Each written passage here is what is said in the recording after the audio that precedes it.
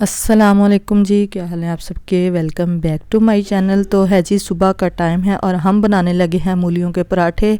तो आज जो है ना वो कच्ची मूली के पराठे बनेंगे, क्योंकि यहाँ पे अम्मी की तरफ जो है ना वो कच्ची मूली के ही पराठे बनाते हैं। तो मूलियों में नमक मिर्च मसाले वगैरह शामिल कर लिए थे। एक प्याज और कुटी हुई सब्ज़ मिर्च जो है ना वो भी ऐड कर दी थी। तो अब जो है ना वो पराठे बन रहे थे। किसी ने साग खाना था और किसी ने पराठे। तो मैंने तो यही खाना था, तो मैं अपना बनवा रही थी पराठा मूली का। और ठंड जो है ना वो काफ़ी ज़्यादा हो गई है।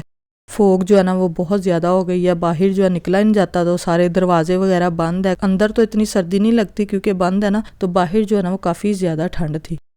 तो इधर मैं खड़ी साथ ना हाथ भी अपने जो है वो गर्म कर रही थी और साथ साथ मूली के पराठे भी बन रहे थे। तो नाश्ता वगैरह करने के बाद आज हम बनाने लगे थे कलेजी का सालन। वैसे तो साग वगैरह भी पड़ा हुआ था, लेकिन हमने कहा थोड़ी सी ना कलेजी बना लेते हैं। तो इधर प्याज जो है ना वो ब्राउन होने के लिए रख दिया था, साथ में पानी रखा था। इसमें हम कलेजी को ना थोड़ा सा उबाला दे लेंगे, इसका ब्लड वगैरह जो है ना वो निकल जाएगा। और साथ ही लहसुन अदरक वगैरह जो है ना उसका पेस्ट बन रहा था।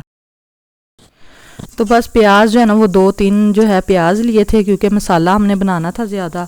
तो प्याज का कलर चेंज हुआ, इसमें हमने लहसुन अदरक वगैरह शामिल कर दिया। और लहसुन अदरक को भूनने के बाद ना कलेजी को उबाला दे के रखा हुआ था वो इसमें शामिल कर देंगे।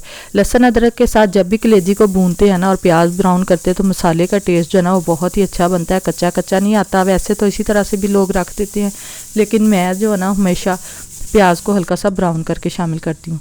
उसके बाद इसमें 3-4 जो है बड़े साइज़ के टमाटर थे। लहसुन अदरक का पेस्ट हमने पहले शामिल कर दिया है। नमक मिर्च हल्दी और पिसा हुआ सूखा धनिया था, वो शामिल करने के बाद थोड़ा सा इसमें पानी ऐड किया। उसके बाद इसको हमने भून लिया। जब तक इसका ऑयल निकलेगा ना हमने इसको अच्छी तरह से भून लेना, ताकि इसकी स्मेल वगैरह जो है ना वो ख़त्म हो जाए।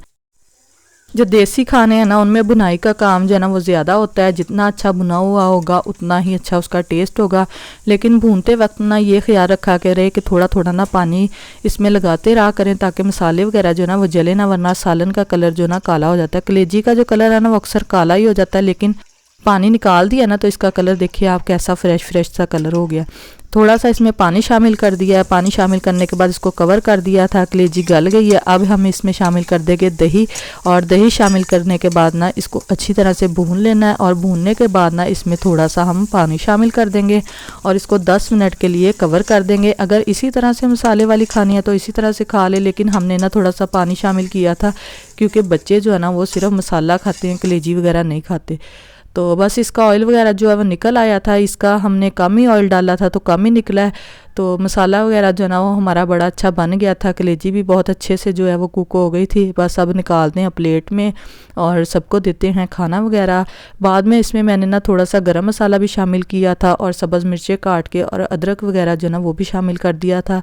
और मिर्चें वगैरह जो है ना वो हमने कम ही रखी थी। बाकी जिसने डालनी थी उसने थोड़ी सी ना काली मिर्च ऊपर डाल ली थी और सब्ज़ मिर्चें वगैरह शामिल कर दी।